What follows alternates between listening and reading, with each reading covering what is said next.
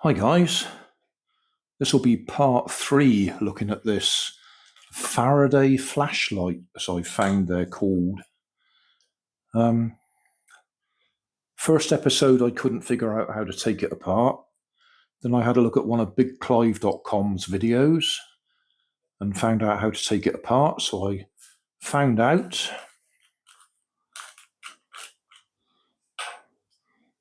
Had to disconnect that or get it off. That had been glued in place, so I had to carefully work that out. And then there's actually a plastic tube going up the inside here. I thought it was two separate pieces glued together, going by the seam down the edge of it, but it isn't. There's this piece up the middle, which was also glued around the top. So I sorted that out. And then I discovered that the circuit board, when we look at the other side of it, where the copper tracks are, has been eaten away probably by the nickel metal hydride battery leaking, and the track on this side is completely eaten away. Now, I'm going to assume, probably shouldn't, but I'm going to assume that that battery is now no good whatsoever if it's actually leaked and caused the track to be eaten away. So I had a look on eBay and AliExpress at the possibility of replacing that. You can get them, but they're stupid prices for what they are. A tiny 3-cell nickel metal hydride battery. This one I think is 40 milliamp hour. And individually, they're £6 or £7. I mean, depending on your disposable income, that may not seem a lot. But to me, £6 or £7 for something that may or may not work is a bit of an expense. AliExpress, you could buy 10 of them for about £10, which makes the individual price more reasonable, but I don't need 10 of them. So, what I'm going to do is try a supercapacitor, mainly because that was actually laying on my desk, and I thought, oh, I wonder if that would fit in there. I'm not sure if it will, but we'll find out in a minute. Might fit in one way or the other, might be able to put it in that way round. That should at least store the charge for us for a reasonable length of time. It won't last as long as the nickel metal hydride battery should last fully charged, but it will at least let us find out if we can charge it up and light the LED. What I will do is I'll put a little bit of charge in there and see if we can actually light up the LED. I can't remember which way round it was. I don't think there's any charge in this one at the moment. No. We'll put a bit of charge in there, see if we can light the LED with it. If it works, then we'll look at taking the circuit board out and soldering this in and bypassing all the dead copper track. Just strap across it. Right, as a test, we'll just charge the supercapacitor up a little bit using my 3-volt supply. So negative that side to negative of the battery.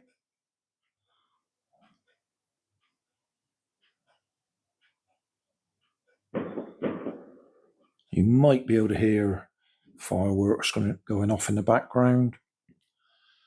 It's Sunday, but it's November the 2nd, so it's probably the closest weekend to Guy Fawkes night for most people. So we will probably hear fireworks all evening. Right, that's a bit of charge in there. So there we go. It's not going to last for very long, but it is going to store some charge. So we will use that. Right, the black track is where the copper has been eaten away. The light-coloured tracks are okay. The black track is the dead track. Those tags just there are the end of 2 diodes from the rectifier bridge that feed into that battery. I have tried to put a bit of power into it. I couldn't get anything into it. So we'll get rid of that. We'll strap together those tags, one leg of the supercapacitor as it's going to be now, and that leg of the LED, and that will bypass the track that's eaten away. That should be all we need to do. We'll find out a bit more when we take the battery off, just to see what it's like underneath there, because obviously the push button switch that it's currently sitting on is also soldered there. I've desoldered the battery, so I will actually put it on charge just to see if we can get anything into it. I don't expect to, so I think it's leaked, but we'll give it a try. Just in case.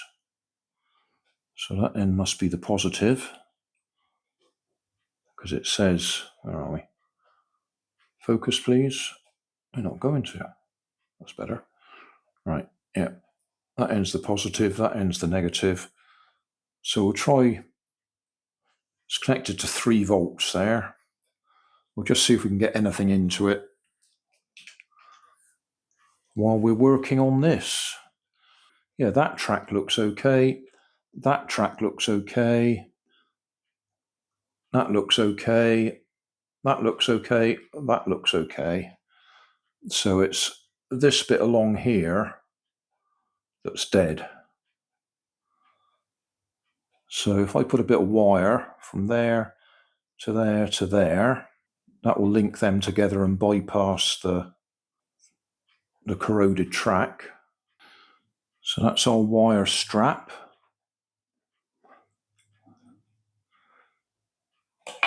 So if I put some voltage on there, it should light the LED. Before we do that, we'll just see if we've got any voltage on that battery. That's been on charge for a few seconds while we're fiddling.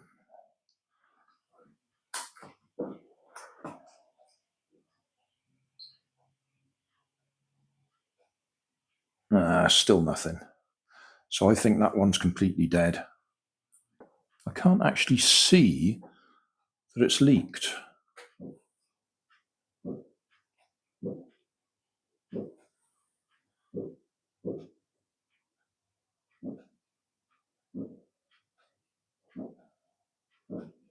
No, there's no evidence that it's leaked.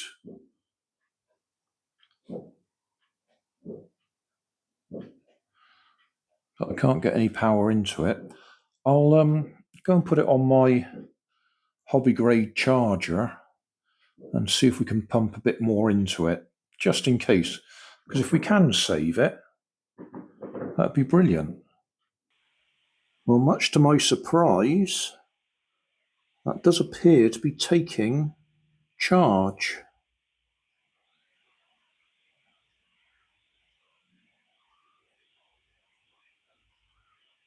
So you never know. We might get lucky. Positive thinking. Maybe. Right, I've just temporarily reassembled it. I haven't put the screws back in because actually I can't get the circuit board down with that supercapacitor underneath it. It's too big. I'd have to scoop a bit of the plastic out underneath to get it in there, but there you go. We're charging the supercapacitor and it's working. I'm not quite sure why it's working because that was stuck in, that's why. Okay, so we're charging it by shaking it And then if we press the button, there we go. So if that nickel metal hydride battery does take charge, now that it's out of the flashlight and being directly charged, we might be able to put it back in again. So I'm not going to worry too much about trying to make a hole for that supercapacitor to sit down properly. I will just go and turn that light out so we can actually see it a bit better.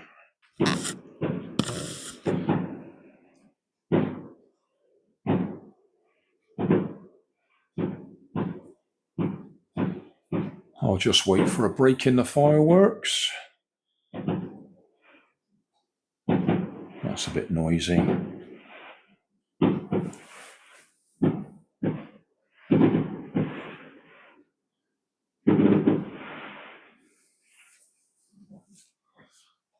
Right, a bit of peace and quiet for a few seconds.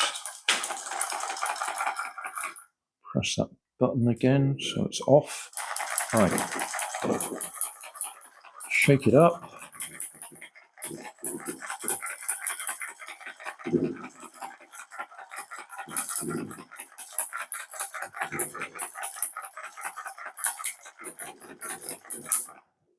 Pressing the button now, if I can find it in the dark.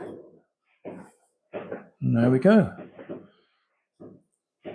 It's not going to last for long with that supercapacitor, but at least we know the charging circuit works,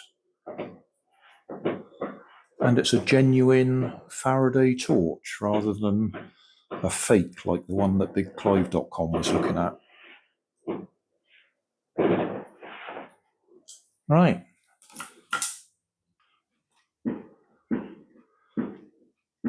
A lot of fireworks gone on outside, guys. Hopefully it'll be quiet for me to talk about this. It says full, but it says 2.46 volts.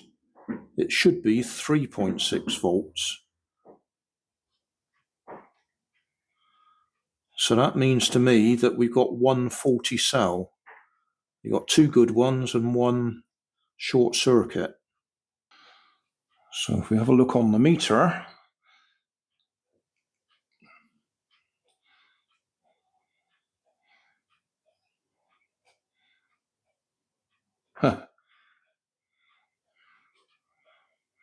about 1.5 volts.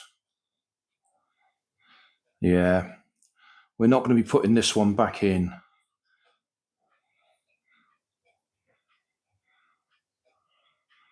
That should be saying 3.6.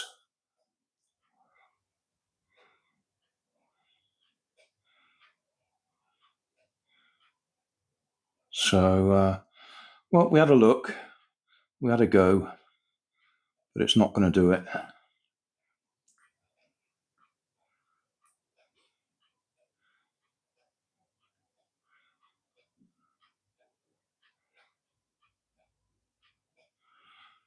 So that's as far as we're going to go for now, because I've no intention of spending £5 or £6 for a single one of these.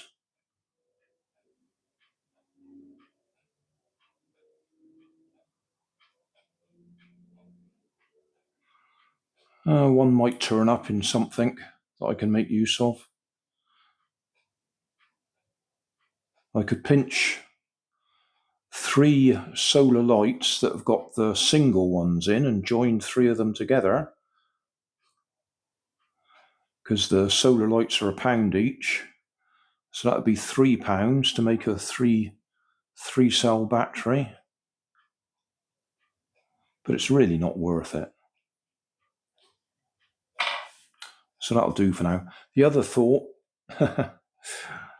technically we could probably get away with putting a small LiPo battery in there. But we really ought to put in the over voltage and under voltage protection circuitry so that we don't, so we don't kill it, basically. That'll do for now. I don't intend to do a part 4 at this moment in time. So thanks for watching. Don't forget to like and subscribe. Leave us a comment so I know how I'm doing. And somewhere up here there'll be some links to related playlists. Thanks again.